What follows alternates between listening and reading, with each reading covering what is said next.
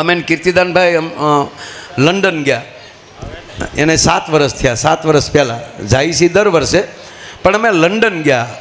London એટલે આપણે જે અંગ્રેજો રાજ કરતા એ ભૂરિયા, ત્યાં આપણા ખૂબ ગુજરાતીઓ છે, તો ત્યાં પણ મંદિર છે. એ મંદિરના પૂંજારી 2 માણા લગ્ન કરીને 10 વર્ષ થઈ ગયેલા એને લંડન પહોંચે. હવે એ પૂંજારીએ કીધું, ગોરદાદાએ, આપણા જ ગુજરાતના, એ ગોર બાપાએ એવું કીધું કે હું સોલા વિદ્યાપીઠમાં ભણેલો છું વેદ, અને અહીંયા 11 વર્ષથી આ મંદિરોની પૂજા અને યજ્ઞો અહીંયા કરાવું છું. પણ કીર્તિભાઈ, અમે તમામ ડૉક્ટરોને મળી લીધા, આજે 11 વર્ષ થયા મારા લગ્ન જીવનને, મારે સંતાન નથી. ત્યારે કીર્તિભાઈએ દાંત કાઢતા કાઢતા કીધું કે ભલે લંડન 7 સમુદ્રની પાર છે, અને અહીંયા બેઠો બેઠો એક માના નામનું યાદ કરીને એક શ્રીફળ વધેરી નાખ અને દહેલી દીવો કરી નાખ, અને 9.5 મહિને તને દીકરો આપે તો જ કહેજે કીર્તિદાને ભરોસો મૂક્યો તો. સાહેબ એ લોકો 2 વર્ષ પહેલાં અહીંયા દીકરાને પગે લગાડી ગયા, અને આપ જાણીએ છીએ કેટલા તો અહીંયા ફોટા હમાતા નથી. તો આ શ્રદ્ધાનો એટલે એ લોકો ન્યાલી નીકળે ત્યારે ફોન કરે કે માયાભાઈ, અમારે માતાજીની પ્રસાદીમાં માતાજીની સાલ જોવે છે. તો એ માણસો એટલી ભલામણ કરીને અહીંથી પ્રસાદી લઈ જતા હોય, જેને કરોડો રૂપિયા ખર્ચીને એને એ પ્રસાદી જોવે છે. તો અમને આ કરવાનું કારણ એટલું, અમને વિચાર આવે કે જે માના ચરણોમાં રહે છે એ પ્રસાદી એના ઘર સુધી શું કામ ન પહોંચે. બસ અમારી એટલી શ્રદ્ધા, બીજો કોઈ ઓલું નથી કે એ પ્રસાદી આપણા ઘર સુધી પહોંચે. અને તમે ભરોસો રાખજો, તમે નહીં તો તમારું સંતાન આપણી પેઢીનું અભિરે ન ભરે તો એ મોગલ ન કહેવાય. ભલા આ જેવી તેવી વસ્તુ નથી વાલા. અને જ્યાં ભરોસો જ હોય, જ્યાં શ્રદ્ધા હોય, અને પૂજ્ય મોરારી બાપુ આ ઉંમરે સાહેબ આજ 82મું વરહ એને હાલે, અને તમે સાંભળો કે એની જિંદગીમાં એણે કોઈ દી 1 રૂપિયો નથી લીધો કોઈને. આજની તારીખે ને ઘરની ગાડી નથી, આજની તારીખે એનું જૂનું બાપદાદાનું જે મકાન છે એ જ એનું ઘરનું મકાન પણ બીજા બનાવી દે.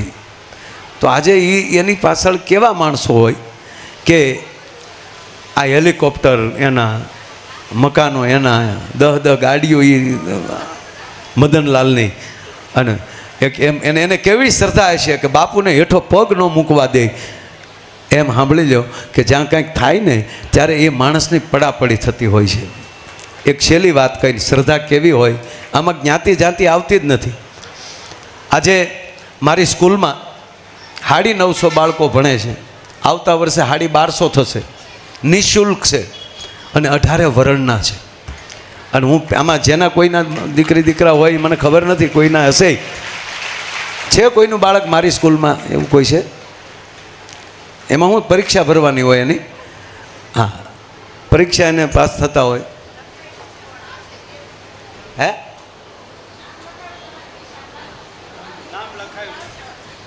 જી નામ લખાવ્યું છે, પણ એની પરીક્ષા લેવાય છે, અને લગભગ 19 જિલ્લાના બાળકો છે. એમાં વારો તારો કોઈનો નહીં. એમાં કચ્છથી માંડી અને ડાંગ આહવા સુધીના બાળકો છે આસરાણામાં. અને આવતા વર્ષે દર વર્ષે 300 વિદ્યાર્થી વધે છે. એ 12 ધોરણે પહોંચશે એટલે 2100 બાળકો છે, નિઃશુલ્ક છે. કોઈ વાલીને 1 રૂપિયો, એના પરિવારને 1 રૂપિયો એમાં દેવાનો આવતો નથી. અને આ માને પ્રતાપે અત્યારે આપણે રાજુલામાં 108 બેડની હોસ્પિટલ મોરારી બાપુએ તારીખ આપી દીધી છે ઉદ્ઘાટનની. બિલ્ડિંગ તૈયાર થઈ ગયું છે, લગભગ 20-22 કરોડ રૂપિયાનું ખાલી બિલ્ડિંગ હોસ્પિટલ થઈ છે. એની મશીનરીને બધું ધીરે ધીરે આવવા મળ્યું છે. તો આવનારી 13 તારીખે રાજુલામાં નિઃશુલ્ક દવા, ડૉક્ટર અને દર્દી સાથે જે હોય એ પરિવારને જમવાનું પણ મફત એવી હોસ્પિટલ એ રાજુલાને આંગણે એ 13 તારીખે, હું પ્રમ દિવસે જ મુખ્યમંત્રી શ્રીને મળ્યા, બાપુએ તારીખ આપ્યા પછી એ પણ બધા મહાનુભાવો આવે છે. તો એની અંદર હોસ્પિટલમાં દાતાઓને ખૂબ દાન આપ્યું. આ તમારી આગળ વાત કરું છું પહેલી વાર, એને ખૂબ દાન આપ્યું, પણ છેલ્લે તારીખમાં ઘટતું હતું કે આરું વહેલાહેર નહીં ઊભું થાય તો ઓલા દાતાઓને શું કહેવું. તારે એને આપણે કીધું હતું કે તમારે ઘટતા હોય ને તો માં ટેકો કરશે, પછી તમે પાછા આપી દેજો, અમે ક્યાં માપે દાન આપશું. તો કહેવાનો અર્થ આ હૂંફ મળે છે, અને એ હૂંફાળા વાતાવરણમાં આવું સેવા કરવાનો જે અવસર મળે.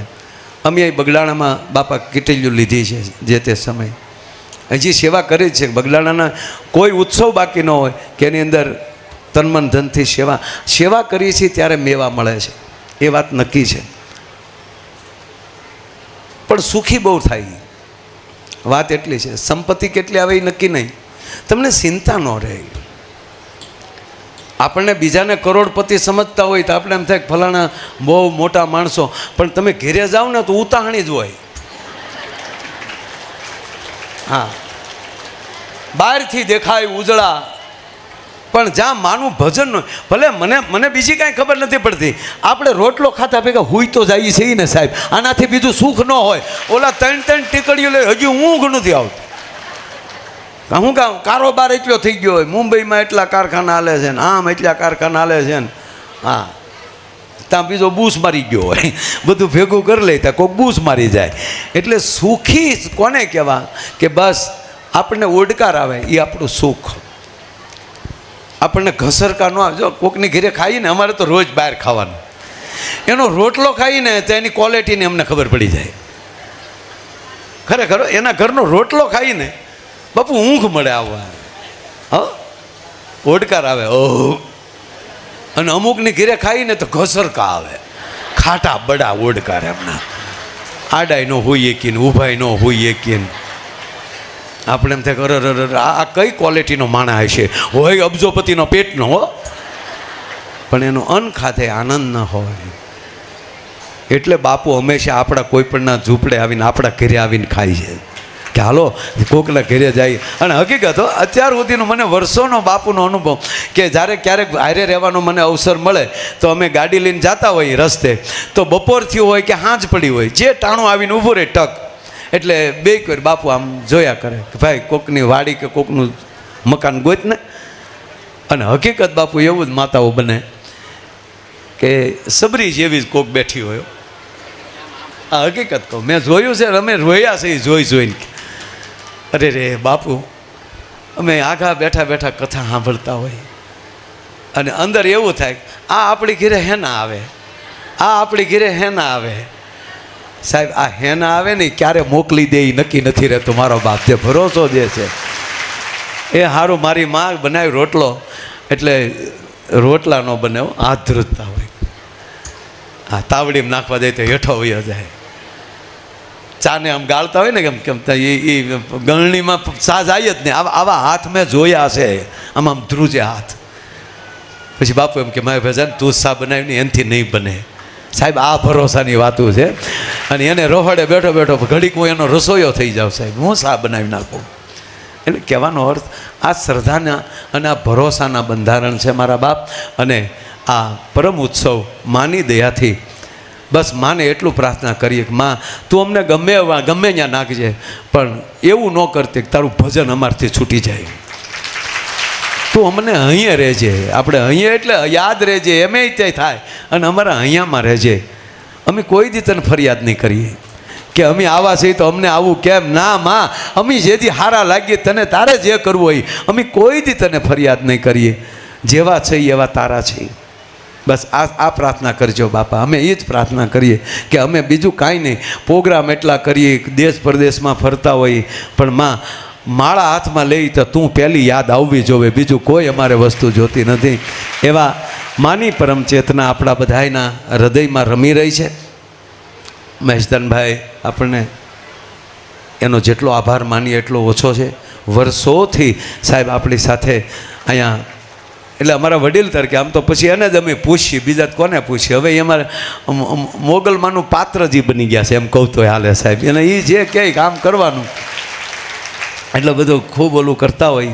અને બીજો રાજીપો એ કે ભીમરાણા મોગલમાન ધામ આપણે ત્યારે દ્વારકા ગયા ત્યારે ગયા હતા, એના ટ્રસ્ટના પ્રમુખ કીર્તિદાનભાઈ નવા બન્યા છે. એટલે એકવાર એને તાળીઓ તેઓ દાગને એ લોકોએ મને બહુ ફોન કર્યા, મને કે કીર્તિભાઈને કહો. મેં કે ભાઈ એ ક્યાંય અમે પ્રોગ્રામ કરતા હોય, અમે અહીંયા પ્રમુખ તરીકે તો આ લોકો કહે છે, પણ હકીકત કહું સાહેબ, અહીંયા પ્રમુખ કાંઈ નથી, એના દીકરા જ રહેવાય સાહેબ. આ તો એક નામ આપે, ઓલામાં લખવું પડે, એટલે પત્રિકામાં તે નથી કોઈ દી લખાવતા આપણે, એ હાટું કોઈ દી નથી લખાવતા. ના ના, એટલે અહીંયા બધાય એવો ભાવથી બધાય સેવા આપતા હોય છે, ત્યારે આવો સેવાનો એક ધોધ